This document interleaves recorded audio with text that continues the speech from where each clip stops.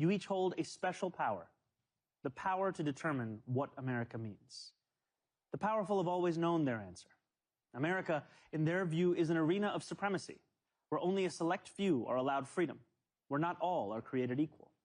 America, if you ask them, becomes less the more people it welcomes. America, they will tell you, belongs only to those with the right accent or the right shade of skin. The rest of us, they insist, should be grateful for merely being allowed to visit. How small they are, how weak, how unoriginal. At every moment in our past, those who led through exclusion and isolation have tried to win power and enrich themselves by turning us against one another. Division is the oldest trick in politics and the cheapest.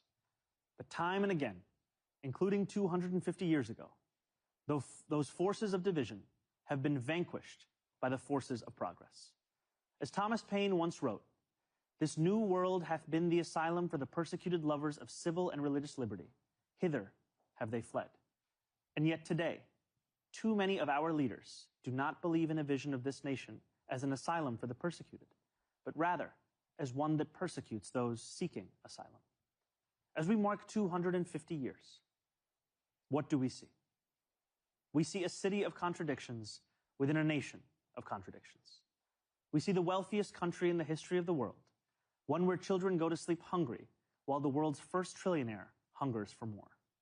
We see monopolies that dominate every industry and oligarchs who buy elections. We see masked agents terrorizing our streets, eating food cooked by our undocumented neighbors before spiriting them away in unmarked vans. We see a nation whose immense wealth has been built by those with calloused, dirt-streaked hands, those who toil on factory floors and chisel into stone. And we see a nation that has allowed so much of that wealth to be held instead in the soft hands of a precious few.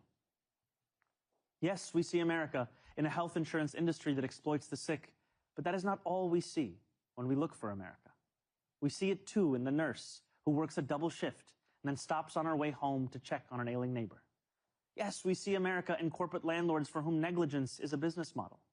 We see it too in the father who tucks his children into bed beneath a ceiling stained with leaks, who wakes before dawn to go to work and still believes his country can do better by his family. Yes, we see America when we spend our tax dollars on bombs and bailouts, when we sell our elections to the highest bidder. Yet we see it just as clearly in every American who still believes this country belongs to we, the people. We see America each time neighbors link arms with neighbors, without asking how long they have lived here or what papers they have, as ICE invades our neighborhoods. We see America each time those young and old stand in the beating rain or the stifling heat to cast their ballots.